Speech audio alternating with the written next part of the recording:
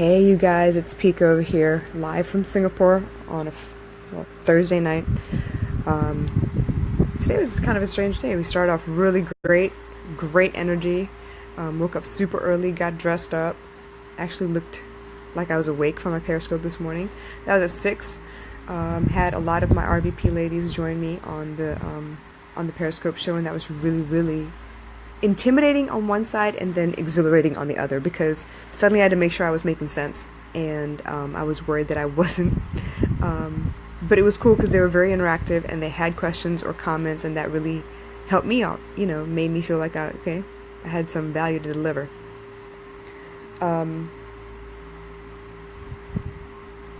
Got dressed, got baby girl dressed, left the house, went to school. Well, dropped her off at school, went to work. Today was my first full day at work. The other day I came in and it was a very short day. I think I came in at 11. I was down by 4. This time went straight there. There was a lot of material to go through, just so I had a background on the company and the work that they're doing with Growth Tribe to expand their business and upgrade everything, streamline the processes, make everything as efficient as possible. So I got to go through a lot of the material there. Some of the trainings the notes from the trainings that they have been given, and then I've been scheduled out for a couple of trainings myself starting next week. So I'm really excited about that. I get to expand my horizon a little bit and really go ahead and pick up that skill set I've been praying about. Anyway, so as I went through my day, I've had a lot of support, a lot of people checking in with me. I was told that they would probably adjust my contract in my favor. So once that's actually done, I'll let you know what all that meant.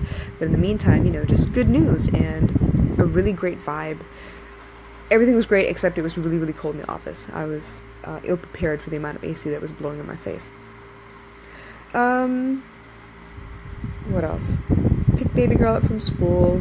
Walked home in the rain, which was actually nice. I haven't been out in the rain in a very long time. It wasn't like downpour or anything, but it was one of those like stupid drizzle things where the drops are kind of big rather than small. Had a couple conversations with some people, and a couple things were pointed out to me, and I was warned to be careful. I was warned to not go all out and then be left out to dry like I usually do. And that made me think about the word fear. And I don't know if you realize, but it's not the future that we're scared of. It's actually the past. We're afraid that the past will repeat itself. We're afraid that, the things we've lived through will come to pass again. And unfortunately, by thinking about all those things, you do kind of bring it into existence, unless you can curb your thoughts and kind of rein them in a little bit and be like, okay, this is not what I was thinking at all. It's the reason some of us can go from like completely infatuated to total misery, fear, doubt, whatever. So it's actually really fickle how your mind can work and how quickly it can go back and forth. So I know everyone has seen the acronym for fear, and one part of it is forget everything and run, and the other part of it is face everything and rise. And I think people forget that, it's a fear. It's something you don't want to have happen. It's something you're afraid to touch, afraid to go near or whatever. But most times once you get closer and ask or prod or push into it a little bit, you find that it wasn't as big as you thought. Most times, okay? There are some times where it's like, oh shit, it's worse than I thought. But for the most part, a spider is just a spider. For the most part, height is pretty damn scary, but there are ways around that. For the most part, small spaces aren't comfortable, but there are ways you can trick your mind into managing it. So what's the worst that can happen if you face your fears? What's the worst that can happen if you ask a question to clarify what your brain is jumping to conclusions about? What honestly is the worst that can happen? For me, I think that it would clear up a lot of doubt. It would put to bed a lot of the fears that I have associated with some of the situations that I've found myself in the past. So not every situation is the same. Not every person is the same. And a lot of things change very quickly just depending on the way you see things.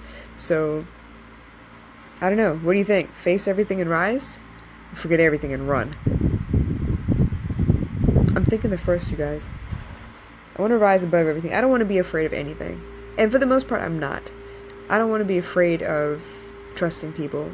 I mean, what's the worst that can happen if you trust someone? They let you down. So what? So you cut them off and keep moving.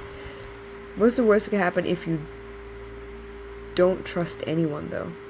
You're basically left by yourself to take care of everything. So, I don't know. Why not trust again? Why not try again? Love conquers all, right? I mean, I've been saying it forever. Might as well trust my own words. Love conquers all? Yeah, let's go do that. That's what I'm thinking. Alright, guys. Usually I'm ready for Friday because that means Saturday and Sunday I'm off. But right now, with this new job, I'm actually working the weekends, and I have no idea when my next day off will be. So, that throws things up in the air a little bit. I need to rework my cooking scheme or schedule because I have no idea when my off days are. It makes it a little bit more difficult for me to get all my housework done. And I have a feeling I may have split days off going forward. So, I mean, it's not a bad thing. I just need to rework it. I need to go through one set of those split days and see how much I could or could not get done so I can plan better for the next time. But all the work in progress as always. Whip forever.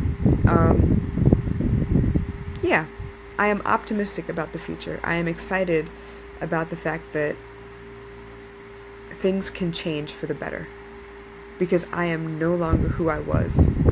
They say you can never step in the same river twice. That's because the water is never the same.